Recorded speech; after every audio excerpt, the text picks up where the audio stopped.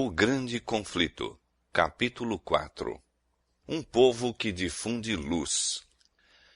Por entre as trevas que baixaram à terra durante o longo período da supremacia papal, a luz da verdade não poderia ficar inteiramente extinta. Em cada época, houve testemunhas de Deus, homens que acalentavam fé em Cristo como o único mediador entre Deus e o homem, que mantinham a Escritura Sagrada como a única regra de vida e santificavam o verdadeiro sábado. Quanto o mundo deve a estes homens, a posteridade jamais saberá. Foram estigmatizados como hereges, impugnados os seus motivos, criticado o seu caráter e suprimidos, difamados ou mutilados os seus escritos. No entanto, permaneceram firmes e de século em século mantiveram a fé em sua pureza como sagrado legado às gerações vindouras. A história do povo de Deus durante os séculos de trevas que se seguiram à supremacia de Roma está escrita no céu, mas pouco espaço ocupa nos registros humanos. Poucos traços de sua existência se podem encontrar, a não ser nas acusações de seus perseguidores. Foi tática de Roma obliterar todo vestígio de dissidência de suas doutrinas ou decretos. Tudo que fosse herético, quer pessoas, quer escritos, procurava ela destruir. Expressões de dúvida ou questões quanto à autoridade dos dogmas papais eram suficientes para tirar a vida do rico ou pobre, elevado ou humilde. Roma se esforçava também por destruir todo registro de sua crueldade para com os que discordavam dela. Os concílios papais decretavam que livros ou escritos contendo relatos desta natureza deveriam ser lançados às chamas. Antes da invenção da imprensa, os livros eram pouco numerosos e de forma desfavorável à preservação. Portanto, pouco havia a impedir que os romanistas levassem a efeito o seu desígnio. Nenhuma igreja dentro dos limites da jurisdição romana ficou muito tempo sem ser perturbada no gozo da liberdade de consciência. Mal o papado obtivera poder, estendeu os braços para esmagar a todos os que recusassem a reconhecer-lhe o domínio, e uma após outra, submeteram-se as igrejas ao seu governo. Na Grã-Bretanha, o primitivo cristianismo muito cedo deitou raízes. O evangelho, recebido pelos bretões nos primeiros séculos, não se achava então corrompido pela apostasia romana. A perseguição dos imperadores pagãos, que se estendeu mesmo até aquelas praias distantes, foi a única dádiva que a primeira igreja da Bretanha recebeu de Roma. Muitos dos cristãos, fugindo da perseguição na Inglaterra, encontraram refúgio na Escócia. Daí, a verdade foi levada à Irlanda, sendo em todos estes países recebida com alegria. Quando os saxões invadiram a Bretanha, o paganismo conseguiu predomínio. Os conquistadores desdenharam ser instruídos por seus escravos e os cristãos foram obrigados a retirar-se para as montanhas e agrestes pauís. Não obstante, a luz por algum tempo oculta continuou a arder. Na Escócia, um século mais tarde, brilhou ela com um fulgor que se estendeu a muito longínquas terras. Da Irlanda vieram o piedoso Columba e seus colaboradores, os quais, reunindo em torno de si os crentes dispersos da solitária ilha de Iona, fizeram desta o centro de seus trabalhos missionários. Entre estes evangelistas encontrava-se um observador do sábado bíblico, e assim esta verdade foi introduzida entre o povo. Estabeleceu-se uma escola em Iona, da qual saíram missionários não somente para a Escócia e Inglaterra, mas para a Alemanha, Suíça e mesmo para a Itália. Roma, porém, fixara os olhos na Bretanha e resolvera pô-la sob sua supremacia.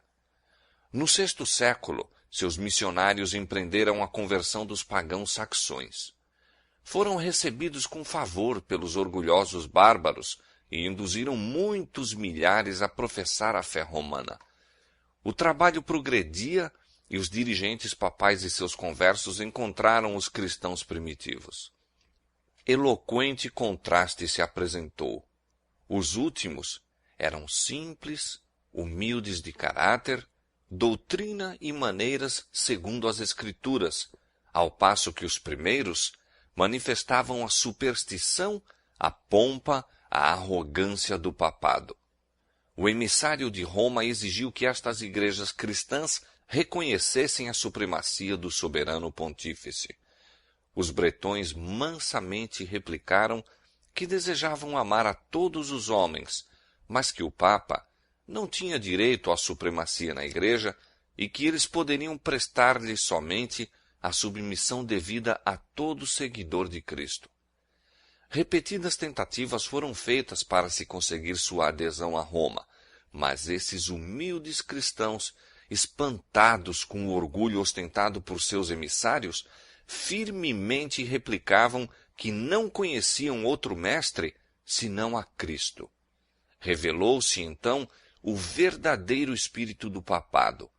Disse o chefe romano: se não receberdes irmãos que vos trazem paz, recebereis inimigos que vos trarão guerra.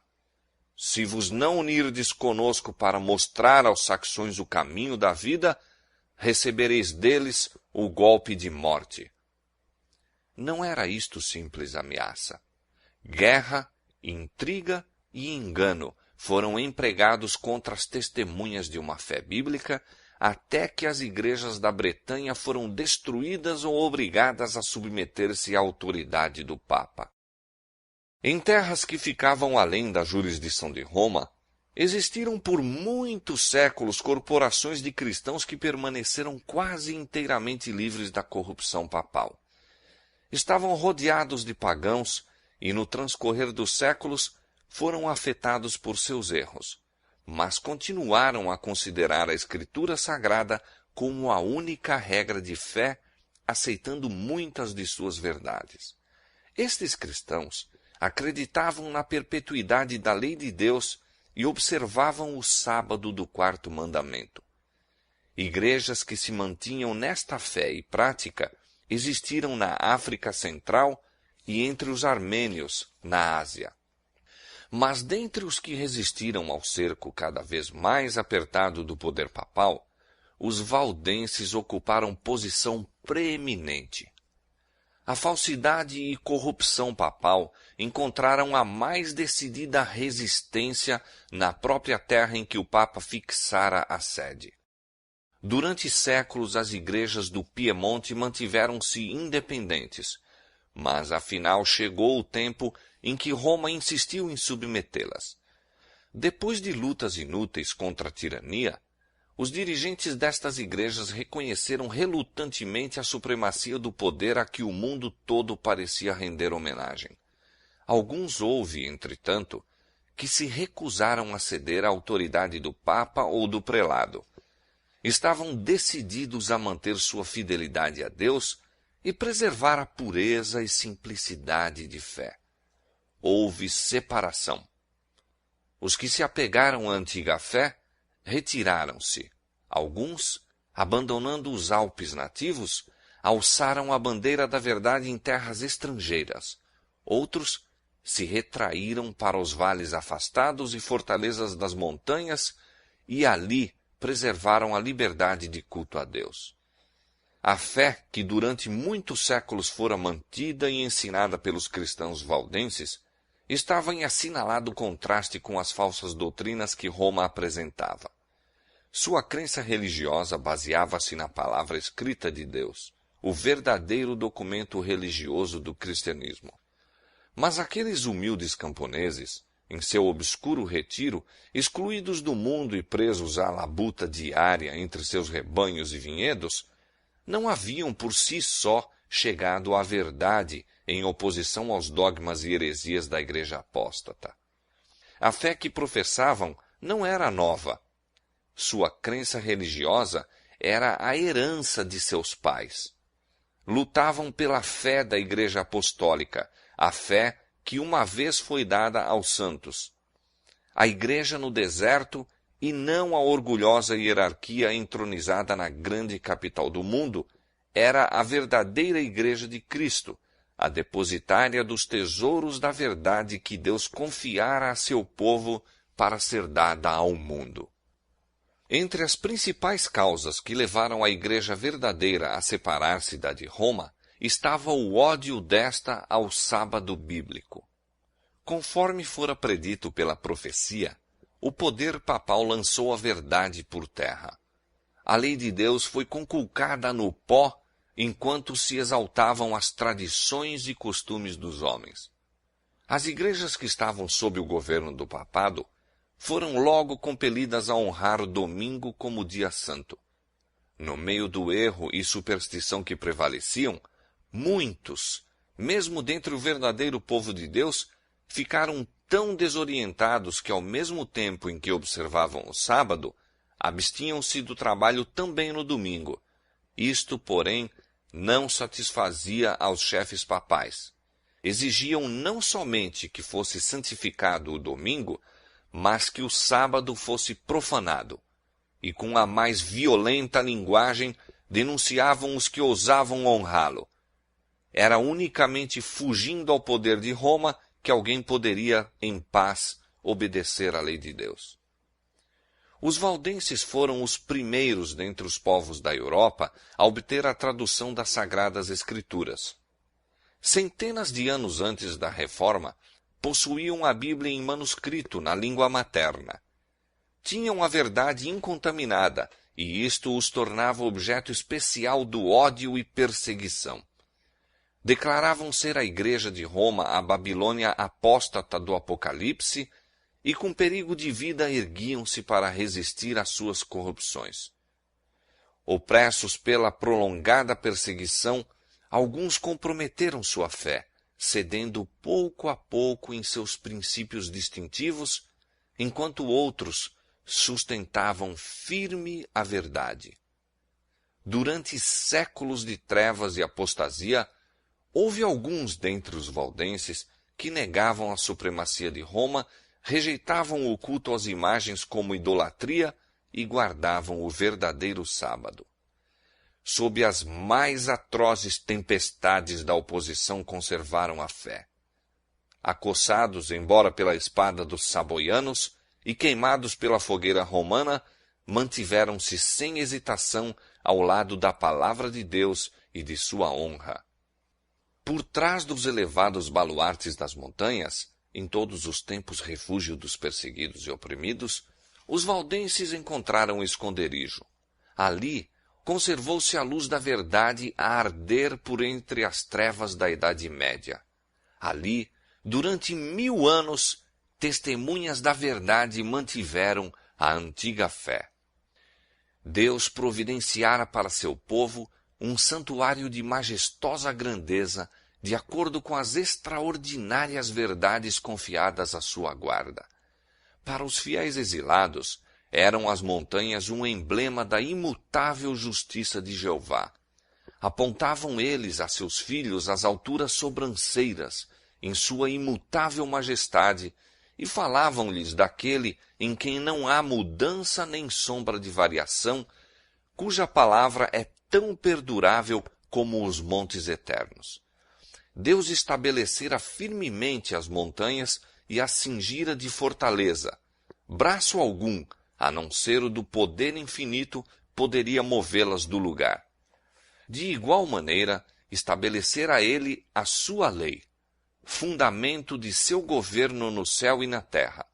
O braço do homem poderia atingir a seus semelhantes e destruir-lhes a vida, mas esse braço seria tão impotente para desarraigar as montanhas de seu fundamento e precipitá-las no mar, como para mudar um preceito da lei de Jeová ou anular qualquer de suas promessas aos que lhe fazem a vontade. Na fidelidade para com a sua lei, os servos de Deus deveriam ser tão firmes como os outeiros imutáveis. As montanhas que cingiam os fundos vales eram testemunhas constantes do poder criador de Deus e afirmação sempre infalível de seu cuidado protetor. Esses peregrinos Aprenderam a amar os símbolos preciosos da presença de Jeová. Não condescendiam com murmurações por causa das agruras da sorte. Nunca se sentiam abandonados na solidão das montanhas. Agradeciam a Deus por haver-lhes provido refúgio da ira e crueldade dos homens.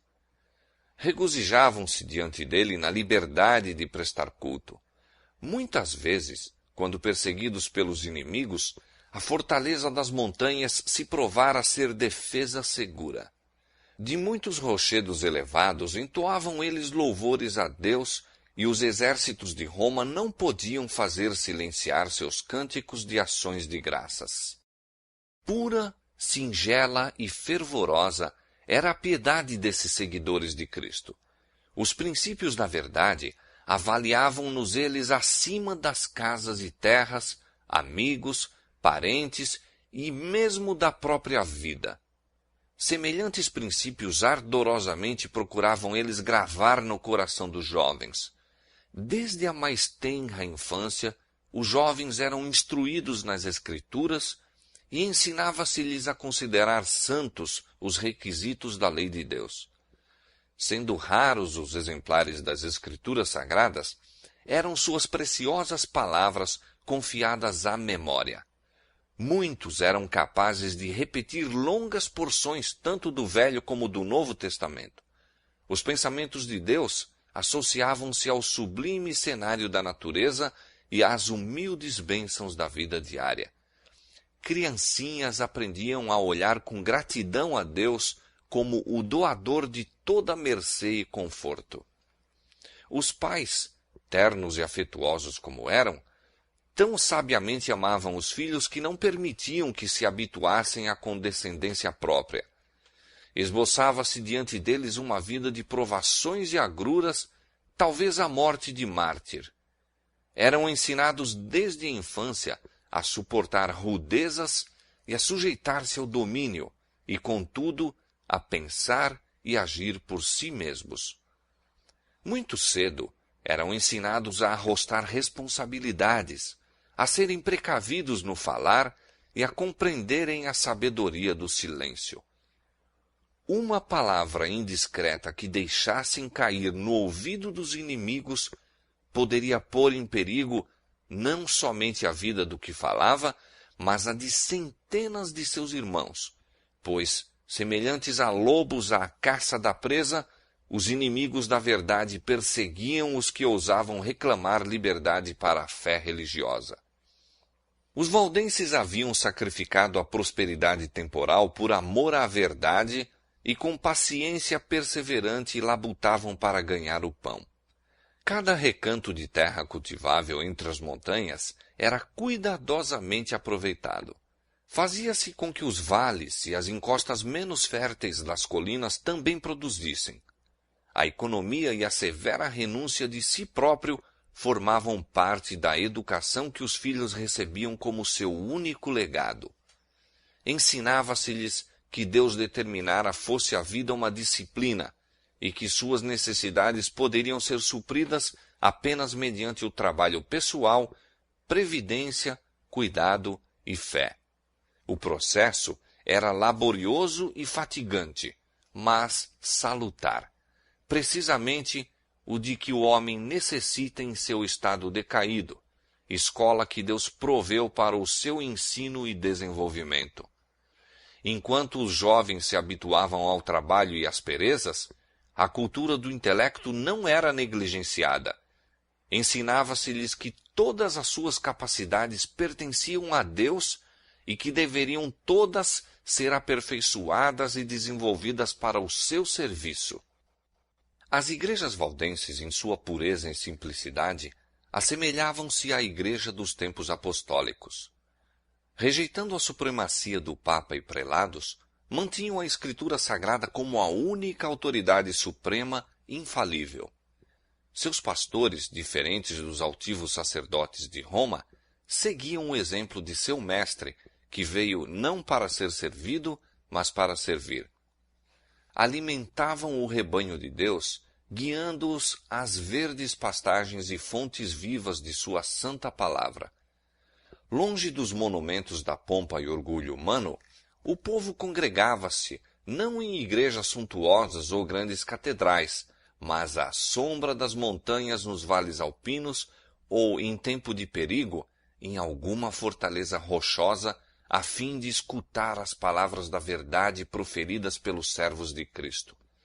Os pastores não somente pregavam o Evangelho, mas visitavam os doentes, doutrinavam as crianças, admoestavam aos que erravam e trabalhavam para resolver as questões e promover harmonia e amor fraternal. Em tempos de paz eram sustentados por ofertas voluntárias do povo, mas como São Paulo, o fabricante de tendas, cada qual aprendia um ofício ou profissão, mediante a qual, sendo necessário, proveria o sustento próprio. De seus pastores recebiam os jovens instrução. Conquanto se desse atenção aos ramos dos conhecimentos gerais, fazia-se da Escritura Sagrada o estudo principal. Os evangelhos de São Mateus e São João eram confiados à memória, juntamente com muitas das epístolas.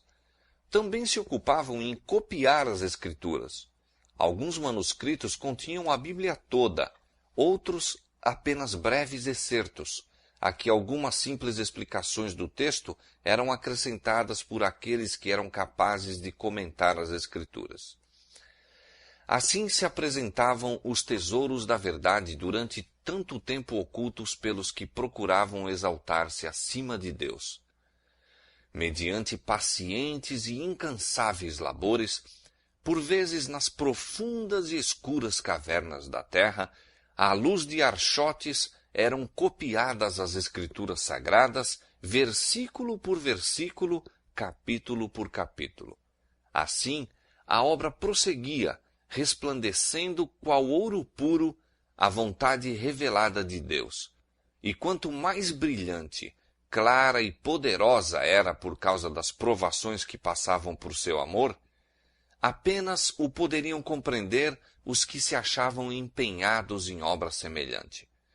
Anjos celestiais circundavam os fiéis obreiros. Satanás incitara sacerdotes e prelados a enterrarem a palavra da verdade sob a escória do erro, heresia e superstição, mas de modo maravilhosíssimo foi ela conservada incontaminada através de todos os séculos de trevas. Não trazia o cunho do homem, mas a impressão divina. Os homens se têm demonstrado incansáveis em seus esforços para obscurecer o claro e simples sentido das Escrituras e fazê-las contradizerem seu próprio testemunho. Porém, semelhante à arca sobre as profundas águas encapeladas, a palavra de Deus leva de vencida as borrascas que a ameaçam de destruição.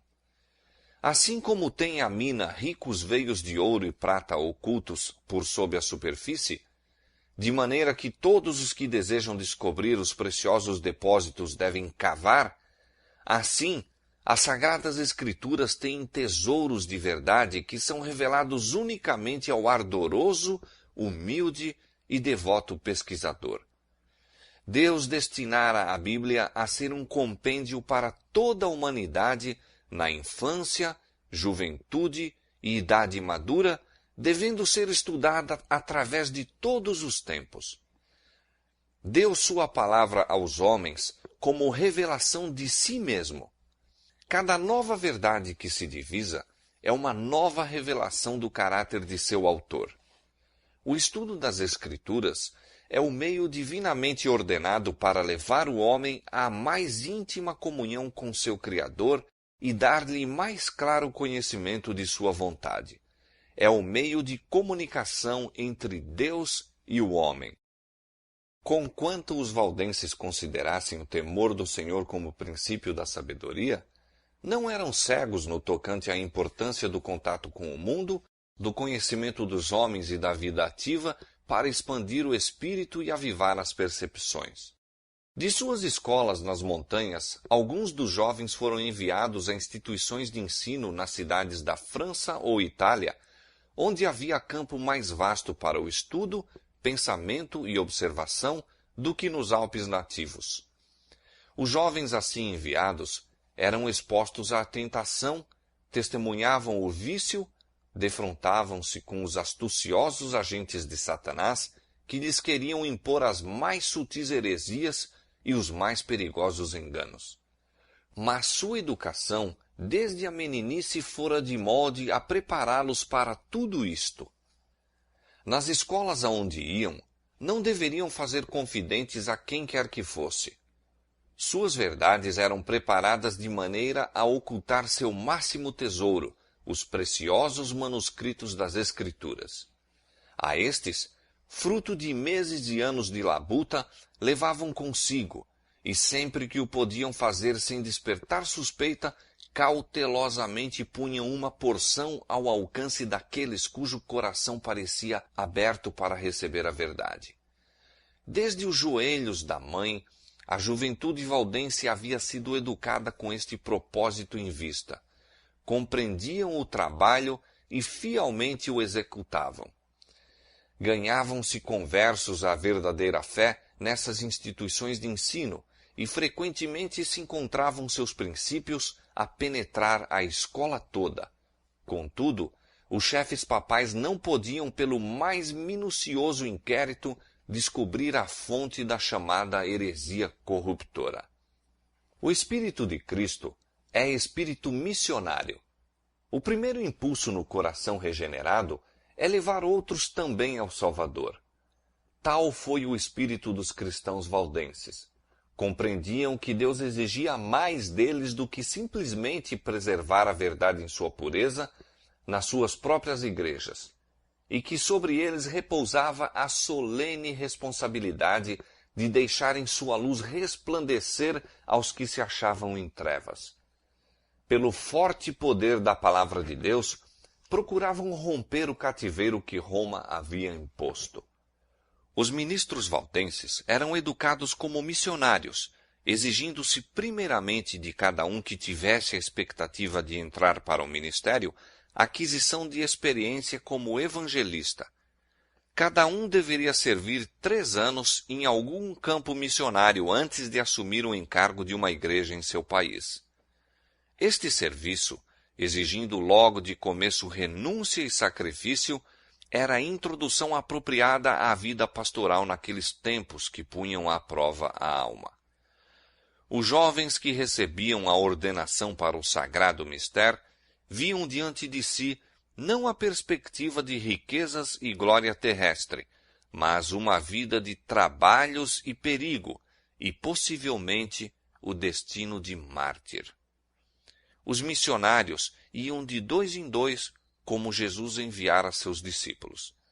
Cada jovem tinha usualmente por companhia um homem de idade e experiência, achando-se aquele sob a orientação do companheiro, que ficava responsável por seu ensino e a cuja instrução se esperava que seguisse. Estes coobreiros não estavam sempre juntos, mas muitas vezes se reuniam para orar e aconselhar-se, fortalecendo-se assim mutuamente na fé. Tornar conhecido o objetivo de sua missão seria assegurar a derrota. Ocultavam, portanto, cautelosamente seu verdadeiro caráter. Cada ministro possuía conhecimento de algum ofício ou profissão, e os missionários prosseguiam na obra sob a aparência de vocação secular. Usualmente escolhiam a de mercador ou vendedor ambulante. Levavam sedas, joias e outros artigos que naquele tempo não se compravam facilmente, a não ser em mercados distantes, e eram bem recebidos como negociantes, onde teriam sido repelidos como missionários. Em todo o tempo seu coração se levantava a Deus, rogando sabedoria, a fim de apresentar um tesouro mais precioso do que o ouro ou joias. Levavam secretamente consigo exemplares da Escritura Sagrada, no todo ou em parte. Quando quer que se apresentasse oportunidade, chamavam a atenção dos fregueses para os manuscritos. Muitas vezes assim se despertava o interesse de ler a palavra de Deus, e alguma porção era de bom grado deixada com os que a desejavam receber. A obra destes missionários começava nas planícies e vales ao pé de suas próprias montanhas, mas estendia-se muito além destes limites. Descalços e com vestes singelas e poentas da jornada, como eram as de seu mestre, passavam por grandes cidades e penetravam em longínquas terras. Por toda a parte espalhavam a preciosa verdade. Surgiam igrejas em seu caminho e o sangue dos mártires testemunhava da verdade. O dia de Deus revelará a rica messe de almas enceleiradas pelos labores destes homens fiéis. Velada e silenciosa, a palavra de Deus rompia caminho através da cristandade e tinha alegre acolhida nos lares e corações. Para os valdenses, não eram as Escrituras simplesmente o registro do trato de Deus para com os homens no passado e a revelação das responsabilidades e deveres do presente, mas o desvendar dos perigos e glórias do futuro. Acreditavam que o fim de todas as coisas não estava muito distante, e estudando a Bíblia com oração e lágrimas, mais profundamente se impressionavam com suas preciosas declarações e com o dever de tornar conhecidas a outros as suas verdades salvadoras. Viam o plano da salvação claramente revelado nas páginas sagradas e encontravam conforto, esperança e paz crendo em Jesus. Ao iluminar-lhes a luz o entendimento e ao alegrar-lhes ela o coração, anelavam derramar seus raios sobre os que se achavam nas terras do erro papal. Viam que, sob a direção do Papa e sacerdotes, multidões debalde se esforçavam por obter perdão, afligindo o corpo por causa do pecado da alma. Ensinados a confiar nas boas obras para se salvarem, estavam sempre a olhar para si mesmos, ocupando a mente com a sua condição pecaminosa, vendo-se expostos à ira de Deus, afligindo alma e corpo, não achando, contudo, alívio. Almas conscienciosas eram, destarte, enredadas pelas doutrinas de Roma.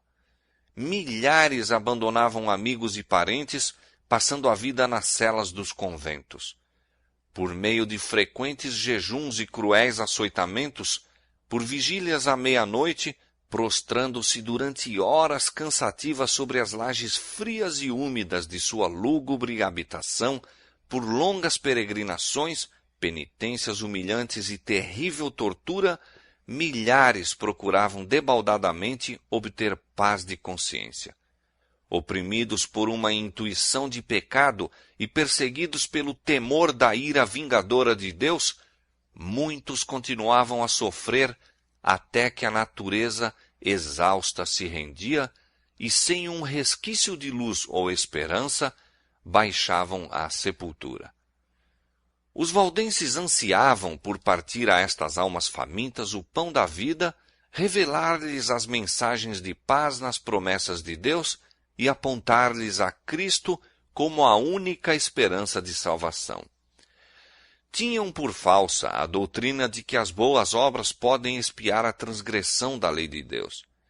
A confiança nos méritos humanos faz perder de vista o amor infinito de Cristo. Jesus morreu como sacrifício pelo homem, porque a raça caída nada pode fazer para se recomendar a Deus. Os méritos de um Salvador crucificado e ressurgido são o fundamento da fé cristã. A dependência da alma para com Cristo é tão real e sua união com Ele deve ser tão íntima como a do membro para com o corpo ou da vara para com a videira. Os ensinos dos papas e sacerdotes haviam levado os homens a considerar o caráter de Deus e mesmo o de Cristo como severo, sombrio e repelente. Representava-se o Salvador tão destituído de simpatia para com o homem em seu estado decaído, que devia ser invocada a mediação de sacerdotes e santos. Aqueles cuja mente fora iluminada pela palavra de Deus anelavam guiar estas almas a Jesus como seu compassivo e amante Salvador, que permanece de braços estendidos a convidar todos a irem a Ele com seu fardo de pecados, seus cuidados e fadigas. Almejavam remover os obstáculos que Satanás havia acumulado para que os homens não pudessem ver as promessas e ir diretamente a Deus, confessando os pecados e obtendo perdão e paz. Ardorosamente desvendava o missionário valdense as preciosas verdades do Evangelho ao espírito inquiridor. Citava com precaução as porções cuidadosamente copiadas da Sagrada Escritura. Era sua máxima alegria infundir esperança à alma conscienciosa, ferida pelo pecado, e que tão somente podia ver um Deus de vingança, esperando para executar justiça. Com lábios trêmulos e olhos lacrimosos, muitas vezes, com os joelhos curvados, expunha a seus irmãos as preciosas promessas que revelam a única esperança do pecador. Assim, a luz da verdade penetrava muitas almas obscurecidas, fazendo recuar a nuvem lúgubre até que o sol da justiça resplandecesse no coração, trazendo saúde em seus raios. Dava-se a miúde o caso de alguma porção das Escrituras ser lida várias vezes, desejando o ouvinte que fosse repetida como se quisesse assegurar-se de que tinha ouvido bem. Em especial, se desejava de maneira ávida a repetição destas palavras: o sangue de Jesus Cristo, seu Filho, nos purifica de todo o pecado. 1 São João, capítulo 1, verso 7. Como Moisés levantou a serpente no deserto, assim importa que o Filho do Homem seja levantado, para que todo aquele que nele crê não pereça, mas tenha a vida eterna. São João, capítulo 3, versos 14 e 15. Muitos não se iludiam em relação às pretensões de Roma. Viam quão vã é a mediação de homens ou anjos em favor do pecador. Raiando-lhes na mente a verdadeira luz, exclamavam com regozijo: Cristo é meu sacerdote, seu sangue é meu sacrifício, seu altar é meu confessionário. Confiavam-se inteiramente aos méritos de Jesus, repetindo as palavras: sem fé é impossível agradar-lhe. Hebreus capítulo 11, verso 6. Nenhum outro nome há, dado entre os homens, pelo qual devamos ser salvos. Atos capítulo 4, verso 12. A certeza do amor de um Salvador parecia, a algumas destas pobres almas agitadas pela tempestade, coisa por demais vasta para ser abrangida. Tão grande era o alívio que sentiam, tal a inundação de luz que lhes sobrevinha, que pareciam transportadas ao céu. Punham confiantemente suas mãos na de Cristo, firmavam os pés sobre a rocha dos séculos, bania-se todo o temor da morte. Podiam agora ambicionar a prisão e a fogueira, se desse modo honrassem o nome de seu Redentor. Em lugares ocultos era a palavra de Deus apresentada e lida algumas vezes a uma única alma, outras a um pequeno grupo que anelava a luz e a verdade. A miúde a noite toda era passada desta maneira. Tão grande era o assombro e admiração dos ouvintes, que o mensageiro da misericórdia frequentemente se via obrigado a cessar a leitura até que o entendimento pudesse aprender as boas novas da salvação. Era comum proferirem-se palavras como estas: aceitará Deus em verdade a minha oferta? Olhar-me-á benignamente? Perdoar-me-á ele? Lia-se a resposta: vinde a mim todos os que estáis cansados e oprimidos, e eu vos aliviarei. Mateus capítulo 11, verso 28. A fé se apegava à promessa, ouvia-se a alegre resposta: nada mais de longas peregrinações, nada de penosas jornadas aos relicários sagrados. Posso ir a Jesus tal como estou, pecador e ímpio, e ele não desprezará a oração de arrependimento. Perdoados te são os teus pecados. Os meus pecados, efetivamente os meus, podem ser perdoados. enchia o coração uma onda de sagrada alegria, e o nome de Jesus era engrandecido em louvores e ações de graças. Estas almas felizes voltavam para casa a fim de difundir a luz, repetir a outros tão bem quanto podiam a nova experiência de que acharam o caminho verdadeiro e vivo. Havia um estranho e solene poder nas palavras das Escrituras que falava diretamente ao coração dos que se achavam anelantes pela verdade. Era a voz de Deus e levava a convicção aos que ouviam. O mensageiro da verdade continuava o seu caminho, mas seu aspecto de humildade, sua sinceridade, ardor e profundo fervor eram assuntos de observação frequente. Em muitos casos, os ouvintes não lhe perguntavam de onde viera ou para onde ia. Ficavam tão dominados, a princípio pela surpresa e depois pela gratidão e alegria, que não pensavam em interrogá-lo. Quando insistiam com ele para os acompanhar às suas casas, respondia-lhes que devia visitar as ovelhas perdidas do rebanho.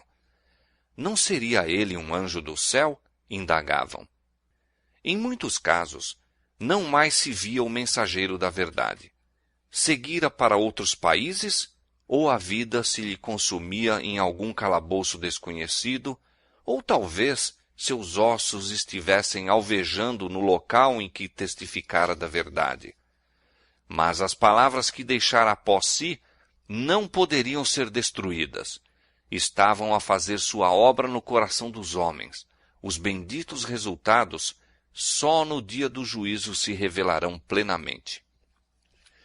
Os missionários valdenses estavam invadindo o reino de Satanás e os poderes das trevas despertavam para maior vigilância. Todo esforço para avanço da verdade era observado pelo príncipe do mal e ele excitava os temores de seus agentes. Os chefes papais viram grande perigo para sua causa no trabalho destes humildes itinerantes. Se fosse permitido à luz da verdade resplandecer sem impedimento, varreria as pesadas nuvens do erro que envolviam o povo. Haveria de dirigir o espírito dos homens a Deus unicamente, talvez destruindo, afinal, a supremacia de Roma. A própria existência deste povo, mantendo a fé da antiga igreja, era testemunho constante da apostasia de Roma e, portanto, excitava o ódio e perseguição mais atrozes. Sua recusa de renunciar às Escrituras era também ofensa que Roma não podia tolerar. Decidiu-se ela a exterminá-los da terra. Começaram então as mais terríveis cruzadas contra o povo de Deus em seus lares montesinos. Puseram-se inquisidores em suas pegadas, e a cena do inocente Abel tombando ante o assassino Caim repetia-se frequentemente. Reiteradas vezes foram devastadas as suas férteis terras, destruídas as habitações e capelas, de maneira que onde houvera campos florescentes e lares de um povo simples e laborioso, restava apenas um deserto. Assim como o animal de rapina se torna mais feroz provando sangue, a ira dos sectários do Papa acendia-se com maior intensidade com o sofrimento de suas vítimas. Muitas destas testemunhas da fé pura foram perseguidas através das montanhas e caçadas nos vales em que se achavam escondidas, encerradas por enormes florestas e píncaros rochosos. Nenhuma acusação se poderia fazer contra o caráter moral da classe proscrita. Mesmo seus inimigos declaravam serem eles um povo pacífico, sossegado e piedoso. Seu grande crime era não quererem adorar a Deus segundo a vontade do Papa. Por tal crime, toda humilhação, insulto e tortura que homens ou diabos podem inventar, amontoaram-se sobre eles. Determinando-se Roma a exterminar a odiada seita, uma bula foi promulgada pelo Papa, condenando-os como hereges e entregando-os ao morticínio. Não eram acusados como ociosos, desonestos ou desordeiros, mas declarava-se que tinham uma aparência de piedade e santidade que seduzia as ovelhas do verdadeiro aprisco. Portanto, ordenava ao Papa que, aquela maligna e abominável seita de perversos, caso se recusasse a abjurar, fosse esmagada como serpentes venenosas. Esperava o altivo potentado ter de responder por estas palavras? Sabia que estavam registradas nos livros do céu para lhe serem apresentadas no juízo? Quando o fizestes a um destes meus pequeninos irmãos, disse Jesus, a mim o fizestes. Essa bula convocava a todos os membros da igreja para se unirem à cruzada contra os hereges.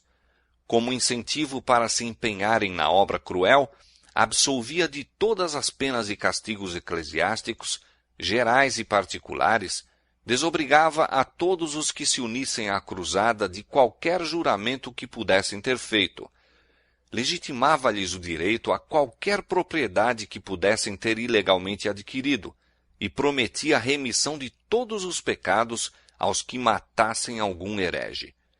Anulava todos os contratos feitos em favor dos valdenses, ordenava que seus criados os abandonassem, proibia a toda pessoa dar-lhes qualquer auxílio que fosse e a todos permitia tomar posse de sua propriedade. Este documento revela claramente o espírito que o ditou. É o bramido do dragão e não a voz de Cristo que nele se ouve. Os dirigentes papais não queriam conformar seu caráter com a grande norma da lei de Deus, mas erigiram uma norma que lhes fosse conveniente e decidiram obrigar todos a se conformarem com a mesma porque Roma assim o desejava. As mais horríveis tragédias foram encenadas.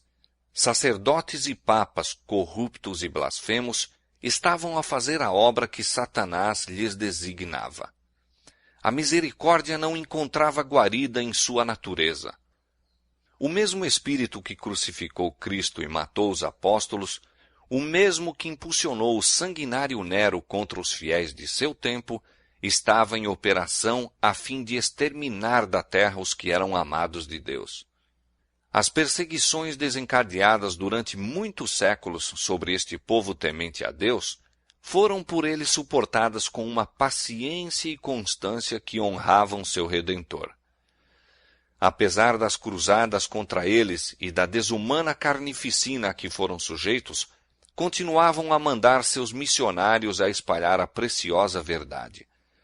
Eram perseguidos até a morte, contudo, seu sangue regava a semente lançada e esta não deixou de produzir fruto. Assim, os valdenses testemunharam de Deus séculos antes do nascimento de Lutero. Dispersos em muitos países, plantaram a semente da reforma que se iniciou no tempo de Wycliffe, cresceu larga e profundamente nos dias de Lutero e deve ser levada avante até ao final do tempo por aqueles que também estão dispostos a sofrer todas as coisas pela palavra de Deus e pelo testemunho de Jesus